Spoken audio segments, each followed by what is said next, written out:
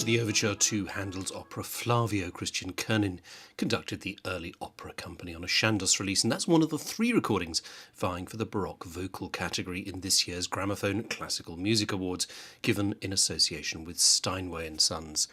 Gramophone's online editor, Martin Cullingford, went to talk to Richard Lawrence about this year's 3 contenders. So let's begin with Apollo e Daphne from Fabio Bonisoni and La Risonanza. Now, this brings to an end a really wonderful series of recordings of Handel's Italian cantatas, those written earlier in his career, in his 20s. Throughout the whole series, I think it's demonstrated real mastery of singing, a wonderful sense of rhythmic line, and brought us lesser-known works, though Apollo e Daphne, the title work here, is more recorded, of course. But this is a fine addition to that wonderful discography. It certainly is. It really is the culmination. And Apollo e Daphne, as you say, one of the better-known cantatas, is really an opera in miniature. It must play for about half an hour, I should think. Just the two characters of the title, and the well-known legend of how Apollo the god chases Daphne the nymph, doesn't get her, and she turns into a laurel tree. And it's beautifully sung, especially by Roberta Invernizzi, who's been a bit of a star of the whole series, really. I'm not quite so keen on the bass of Thomas Bauer, but nobody should be discouraged from investigating this very wonderful piece. And because Handel, of course, was a great self-borrower, well, borrower in general, there are passages in this cantata which will be recognised by any Handel lover, something that music that he reused on later occasions, including the very last number, in fact, which crops up again in Alcina, the chorus towards the very end of the third act of Alcina.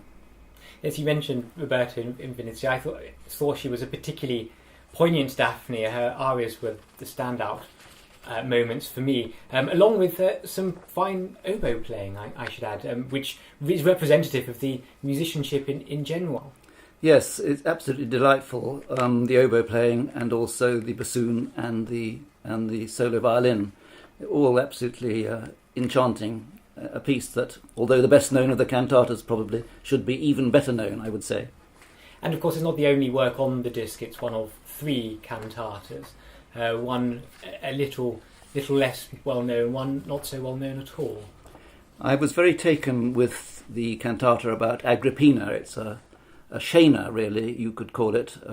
Agrippina about to be put to death on the orders of her son Nero, and not surprisingly objecting considerably to her fate. The section in particular that I enjoyed was the one beginning Come o Dio, where the voice is paired with the violin. There's a slow section and then a fast section. Very, very dramatic. You could almost stage it, I think. And looking back over this series, and this is the 7th, I think, in the series, do you think it's changed our perception of those earlier works by Handel from his Italian period?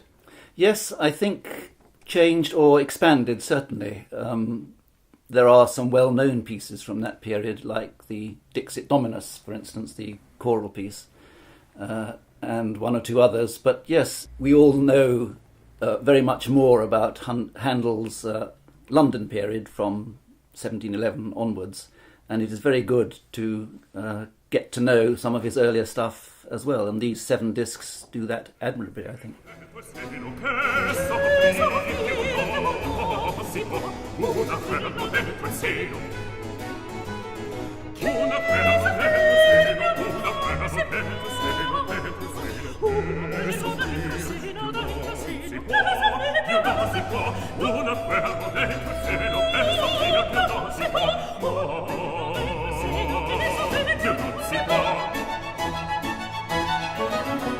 And our second disc in the shortlist is another work by Handel, the opera Flavio from Christian Kernin and the Early Opera Company.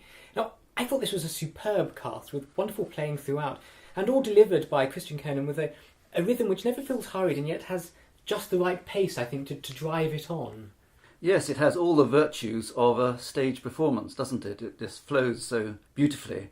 Flavio is about as well known as Apollo e Daphne. It was staged in 1723 before the great trio of Giulio Cesare, Tamerlano and Rodelinda, and it's quite unusual for Handel because it's a rather wry, almost self-mocking look at serious opera, There is a death at the end, which one doesn't expect in wry and self-mocking looks, but the tone throughout is a very fine mixture of seriousness and light-heartedness, and two absolutely wonderful countertenors taking the castrato parts. That's Tim Mead and Yestin Davis. Very, very impressive indeed, and Rosemary Joshua too, a very seasoned Handel singer, absolutely stunning in the part of Emilia. Yes, three singers among a cast which I thought sang their roles wonderfully and gelled together dramatically, I thought, as well. Yes, as I say, it has the feel of a stage performance, and it gets off to a very good start. So often in Handel one is yearning for a duet, and you're lucky if you get a duet at the end of the act. But here, actually, the opera opens with a duet for Vitige and Teodata. Slightly confusing because it's the male character who has the lower part and the female character who has the upper part. So you have to kind of orient your ears to be certain who is singing what part. Hilary Summers, the deep contralto, has the part of Teodata, who is female, and Renata Pokupic, the soprano, has the part of Vitige. By a happy chance, English touring opera are taking it in October and November, starting at the Royal College of Music in London and on to Bath, Cambridge, Lincoln, Harrogate, High Wycombe, Exeter and Malvern. So coming shortly to a theatre near you.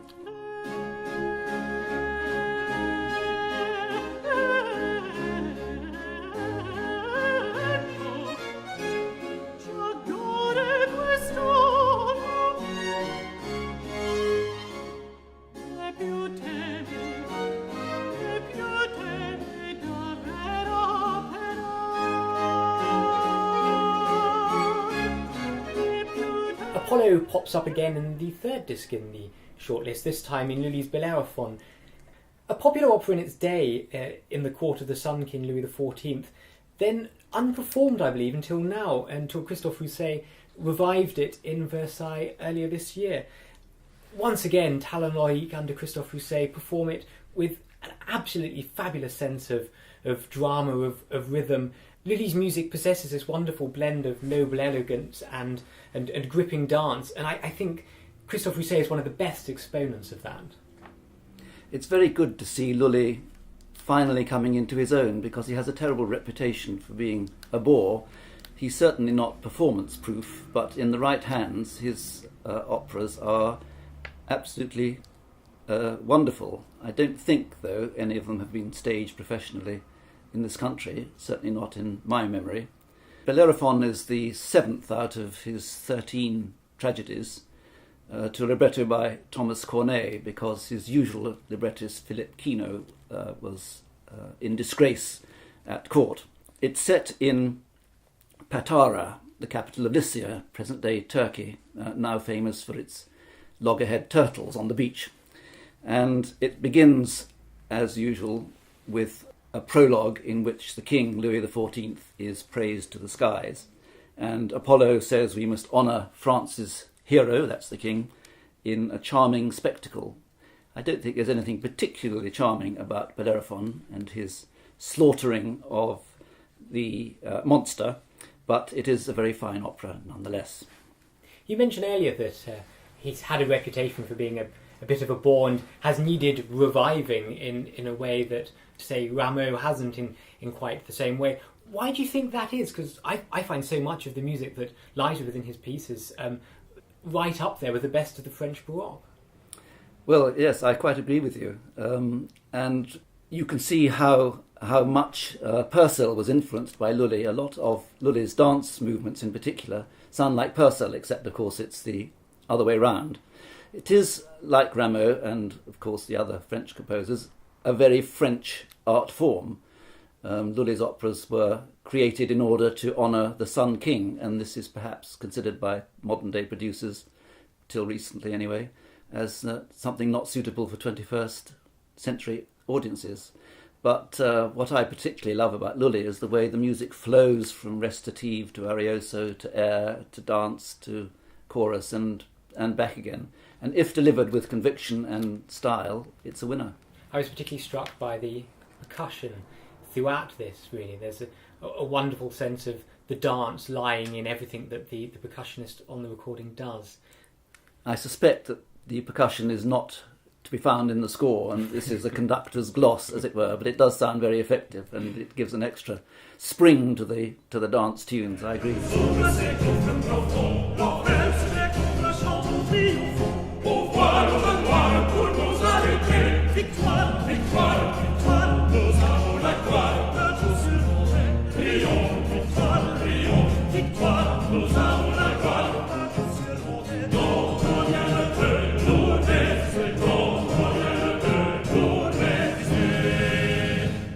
To find out who wins, log on to gramophone.co.uk on October the 6th for full coverage of our awards. And if you've enjoyed this podcast, why not subscribe to our free podcast at iTunes? Just type in Gramophone Magazine in the podcast section and you should find us. Or visit gramophone.co.uk for a link. Thank you for listening.